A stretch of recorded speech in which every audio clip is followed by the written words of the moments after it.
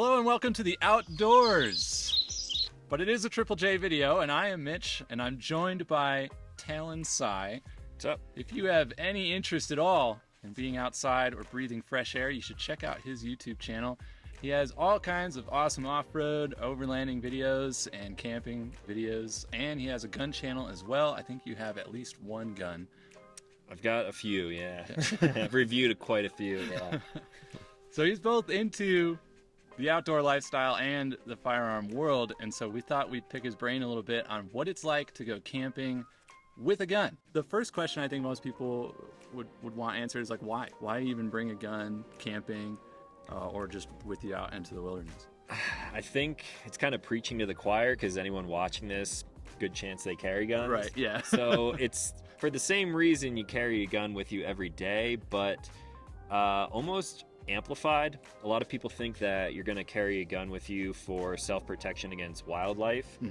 My opinion, though, is I've run into more crazy people out camping than I have ran into dangerous wildlife. So essentially the same reason anyone carries a firearm every day, you're going to be carrying it for the same reason while you're out in the woods. So self-protection, some cases protecting yourself from wildlife, but more often than not, at least in my travels around the country, it's still protection against other humans, unfortunately. It makes a lot of sense. Yeah. I mean, I haven't been camping that many times. On those occasions, I felt pretty vulnerable because there's nobody out there to help you out. So generally, I always have just a concealed carry gun on me, typically in 9mm. So my normal everyday carry, as of lately, for the past, it's been a while actually. All these guns are cleared, by the way. Right here I have a Glock 43X. So this one in particular is definitely hooked up. This is built for me in collaboration with my friends at Danger Close Armament, another local Colorado company.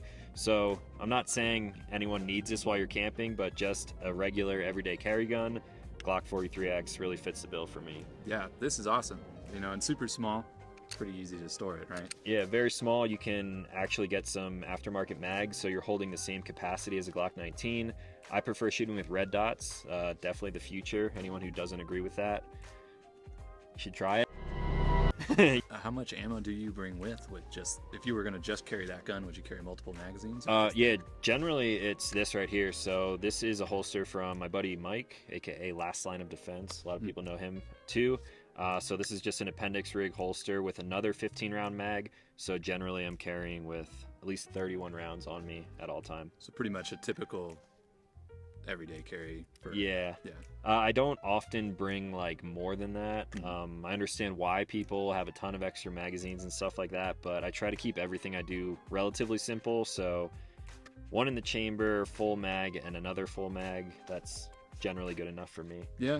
So also, I'm a fan of Glocks, so I have this one, which is probably better for a camping situation. It's just a little bit easier to shoot for most people. So this is a full-size Glock 19, and then it has a rail, so having a good light while you're camping is super important as well. I do not have a light on my regular everyday carry, so if I could only pick one, this would probably be that firearm. So same thing, this is the TS-19 from Danger Close Armament, so we collaborated on this, slide, grip, trigger, cut for an RMR, and this is also one that comes with me camping, and occasionally I'll carry this one. It's always a Glock. Always a Glock. Hard to beat a Glock. There's so many good options out there though. I'm talking CZ, Smith & Wesson. I mean, I've got a ton of guns. I just have grown to like the Glock platform for a bunch of different reasons. It's what I shoot the most, it's what I shoot best, and then when it comes to customizing a gun, you can do a whole hell of a lot with a platform like this. Yeah. Do you ever bring anything bigger? I do occasionally. If I know I'm leaving home for a while and I want to have like, I should say when I was traveling around in my van, basically home on wheels, that's where I have this guy coming into play. So right here I have a Honey Badger from Q. This is one of my all-time favorite kind of do-it-all platforms. So very lightweight, obviously you can have it suppressed as well.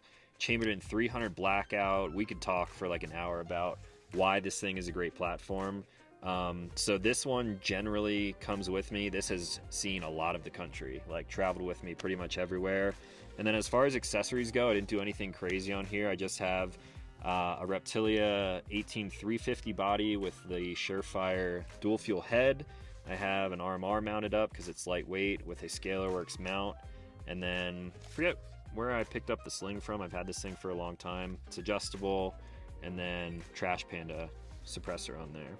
Okay, so those are some pretty awesome choices for going camping. And you've got one in 300 blackout, the other two are 9mm. Yeah. There's a lot of discussion about which caliber to bring while you're out camping because of wildlife. Why did you choose what you chose? So I chose 9mm simply because it's what I actually carry with me all the time. A lot of people who are very far out, a lot of hunters will recommend something like 10mm or even 40 or 45, mainly for wildlife protection. But like I said, I'm getting out there to like some pretty remote areas, but more often than not, I'm running into crazy people as opposed to crazy wildlife. I've encountered bears actually right here where we're at. We camped around here not too long ago, and we saw 2 bears on our way in. Generally, the wildlife doesn't really want anything to do with you. But more often than not, I have run into crazy people at campgrounds, campsites, just kind of out in the wild. And I think the human element is more unpredictable than actual wildlife. So when it comes to 9mm, I'm pretty sure 9mm has killed more bears than 10mm even, because this is just mainly what people carry. Also the ammo, I mean, I'm carrying just regular hollow points. These are Federal HST 124 grain, I believe. So comes down to like knowing how to use your firearm, shot placement, and everything like that, but I'm not really carrying this stuff for wildlife. But then 300 blackout. Plenty good for big game, bears, self-defense, like anything. So what's great about the Honey Badger is that it's I believe a 1 in 5 twist. So this is putting down more energy on target because of the quick twist barrel. 300 blackout out of a short barrel like this with that twist rate is pretty insane, if you can see what it does. Yeah, no doubt 300 blackout has the oomph that you need, and also the training aspect. I mean, 9mm, it's the most common round, so it's easy to train with 9mm, which is important. That's another reason why I chose the Glock too. Yeah. Parts everywhere, aftermarket support everywhere. It's just easy, keeping it simple. Noticing a theme, lightweight is kind of the name of the game. I mean, when you are off-roading, camping, any of that stuff, you have to carry all this stuff with you. And as badass as this is, there's so many solutions too for carrying it around and all that stuff. I mean, that's really, I think, where the trick is, right? Yeah. How do you move around with this stuff? How do you safely store it? And I think that's the main thing I always am nervous about is like, am I putting this in the right spot? Yeah. You know? So there's a few different things that come into play when we're talking about that. One of the main things for a vehicle, especially a truck, is a cover like this. So this is a Diamondback tonneau cover. It's the HD model, and it essentially turns my 6-foot bed into a locker. So I don't generally travel around with a ton of firearms. However, if I'm going to the range or doing some type of firearm trip, everything in here is protected from the elements and it's completely lockable. So if someone is going to try to break into this, they're going to have a hell of a hard time. So that's generally what I do for security. And then otherwise, if I'm in the vehicle all the time, I use a lot of Vertex products. So generally I keep the Honey Badger in this bag right here, which is the Vertex Overland. Bright orange, as you can tell. I got orange all over my truck. It's like the only color that I use. So the Honey Badger fits in there pretty well. I can remove the Trash Panda on the end and that thing will be nice and secure and also concealed. And then for the pistol options, generally I'll just have them carried in the holster, so appendix holster. And then a lot of times when I'm camping, I actually just recently started using this pack from Vertex. This is one of their Sock P fanny packs or like shoulder slings. So I don't like having my gear on me all the time, especially when we're out in the woods and there's no one around. So generally I'll keep it off body or even just in this bag in the truck.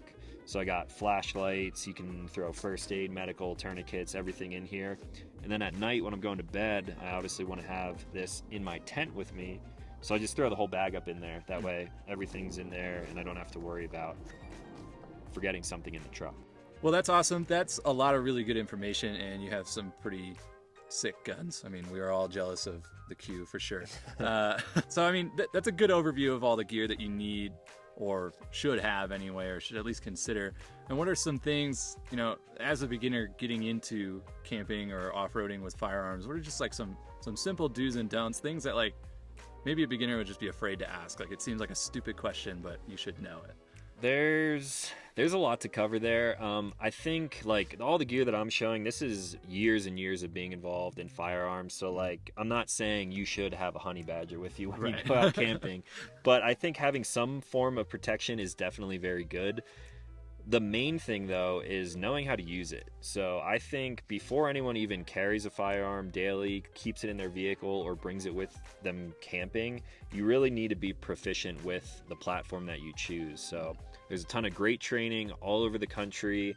There's even great videos out. Hey guys, Yoshi from Triple J Armory. Hey guys, Yoshi from Triple J Armory. Hey guys, Yoshi from Triple J Armory here. Online to just sort of brush up on the responsibility of being a firearm owner who actually carries and protects the Second Amendment. So first of all, knowing the platform that you choose and knowing how to run it efficiently. And then the second thing is going to kind of get into like the laws where you can and cannot take a firearm. So that's something that it's hard to talk about because we are just in a specific area. Right. I would say one of the main rules is that most national parks do not allow firearms. So everyone is different, of course, but generally you would have to lock it up, ammo separate, in an actual locked container, hard-sided in a vehicle. But again, that's not something that I can really speak on. So essentially, get training. Make sure you're proficient with your firearm. Yep. And do your research. Make sure you're legal where you are going or camping, so you're not breaking the law. Exactly. Exactly.